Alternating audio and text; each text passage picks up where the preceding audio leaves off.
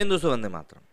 देखिए, क्या होता है जब चुनाव सर के ऊपर होते हैं और कोई बड़ा कांड किसी नेता के हाथों लग जाता है तो वो उसके ऊपर, उसकी आंच के ऊपर अपनी रोटियां सेकने में लग जाता है। असदुद्दीन ओवैसी जो कि पाकिस्तान को काफ़ी अच्छे जवाब देते हैं, लेकिन जब बात देश की आती है तो कई सारे मुद्दों पर वो ऐसी बात कह जाते हैं जिनको कि सुनकर आप भी अपना सर खुजाने पे मजबूर हो जाएंगे कि आखिर ये इंसान कहना क्या चाह रहा है। मतलब आप एक तरफ से ये कहते हैं कि भाई हम इक्वालिटी की बात कर रहे हैं, महिलाओं को आगे बढ़ाने की बात कर रहे हैं, वहीं दूसरी तरफ भाई साहब अपने एक बयान में कहते हैं कि हिजाब वाली लड़की प्रधानमंत्री बनेगी। लड़की प्रधानमंत्री बनने में कोई दिक्कत नहीं है, हिजाब में प्रधानमंत्री बनेगी। मतलब आप कहीं ना कहीं खुद ही डिस्क्रिमिनेशन पैदा कर रहे हो ना। एक तरफ तो आप ही बोलते हो कि भाई जात पात से हमें ऊपर उठना चाहिए, ये जो हिंदू होते हैं इनमें जात पात होती है, सब बहुत बुरी चीज़ होती है। ऐसे में अब ये चीज़ें आप मंच से बोलकर कि हिजाब में लड़की प्रधानमंत्री बनेगी, ये आप क्या दिखाना चाह रहे हो। ऐसा तो है नहीं कि हमारे देश में लड़कियों को प्रधानमंत्री बनने से रोकने का कोई कानून है, कोई कानून नहीं है, बन सकती हैं। ऐसा भी नहीं कि हिजाब में बिजनेस करने पर कोई रोकथाम है, वैसा भी बिल्कुल नहीं है। बस स्कूल यूनिफॉर्म का मतलब शायद ये लोग भूल गए हैं और इसीलिए इतना बड़बोले बन के जनता को बरगलाने के लिए बस बयानबाजियां कर रहे हैं और कुछ नहीं कर रहे हैं। कर्नाटक के कैंपस में हिजाब पहनने को लेकर जारी हुए विवाद के बीच में ऑल इंडिया मजलिस ए इत्तेहादुल मुस्लिमीन के मुखिया सांसद असदुद्दीन ओवैसी ने कहा है कि एक दिन हिजाबी प्रधानमंत्री बनेगी। उन्होंने रविवार 13 फरवरी को एक वीडियो ट्वीट करके ये बात कही। ट्वीट किए गए वीडियो में कैप्शन में लिखा है कि इंशाल्लाह एक दिन हिजाबी प्रधानमंत्री बनेगी।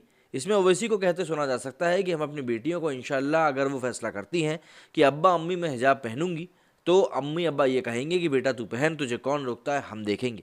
हिजाब नकाब पहनेंगे, कॉलेज को जाएंगे, डॉक्टर भी बनेंगे, कलेक्टर भी बनेंगे, एसडीएम भी बनेंगे, बिजनेसमैन भी बनेंगे। वैसे बिजनेसमैन नहीं, बिजनेस वुमन बनना चाहिए हिजाब पहनकर तो, पर ठीक है। एक दिन तुम याद रखना, शायद मैं जिंदा ना रहूं, तुम देखना ये एक दिन बच्ची हिजाब पहनकर देश की प्रधानमंत्री बनेगी। इससे पहले ओवैसी ने कहा था कि हिजाब पहनकर फुटबॉल वर्ल्ड कप खेल सकते हैं, इंटरनेशनल बास्केटबॉल टूर्नामेंट में हिस्सा ले सकते हैं।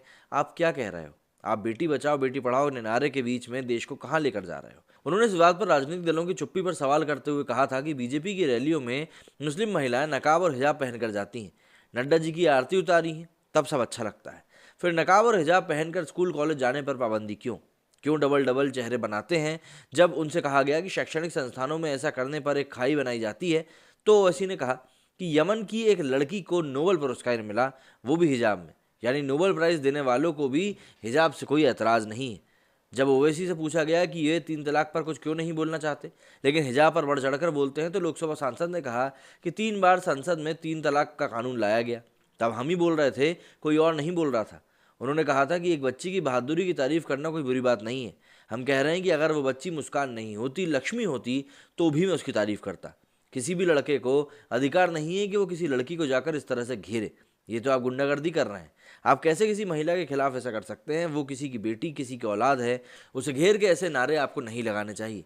जाहिर सी बात है, यहाँ पर हिजाब को लेकर जो कंट्रोवर्सी चल रही है वो हिजाब से कहीं बढ़कर बढ़ती जा रही है, क्योंकि अब चुनावी पार्टियों ने भी इसमें अपनी दखलंदाजी देना शुरू कर दी है। और जब चुनावी पार्टियां एक बार इस प्रकार की दखलंदाजी देना शुरू कर देती हैं तो कहीं ना कहीं इस प्रकार के मामलों को बनते बिगड़ते देर नहीं लगती और बद से बदतर चीज़ें चलती चली जाती हैं। हालांकि यहाँ पर देखने वाली बात यह होगी कि किस प्रकार से सरकार इस पूरी चीज़ को हैंडल करती है, क्योंकि आने वाले दिनों में स्कूल्स को खोलना ही पड़ेगा। धारा 144 जो लगा के रखी है उसको भी हटाना ही पड़ेगा। और अगर इस मुद्दे को सही तरीके से हैंडल नहीं किया गया तो ये एस्केलेट होते हुए इतना बढ़ेगा कि पूरे देश में इसको लेकर चर्चाएं होने लगेंगी। और वैसे भी चाहे जयपुर हो, चाहे दिल्ली हो, चाहे एमपी हो, हर जगह से रिएक्शंस तो इसको लेकर निकल कर सामने आने ही लगे हैं। महाराष्ट्र से भी कुछ रिएक्शन निकल कर सामने आए हैं। तो कहीं ना कहीं ये बात अब पूरे भारत में फैलती जा रही है। इवन विश्व के मंच के ऊपर भी इसको लेकर बातचीत चल रही है। बीबीसी पर राणा अयूब ने भी एक इंटरव्यू में इसके बारे में काफ़ी कुछ बातें कही हैं। हालांकि वो वहाँ पर सिर्फ अपना ही वर्जन चलाते हुए नजर आई। आपका इस बारे में क्या कहना है, मुझे कमेंट करके जरूर बताइएगा। मेरी इस वीडियो में फिलहाल इतना ही। जय हिंद, जय भारत।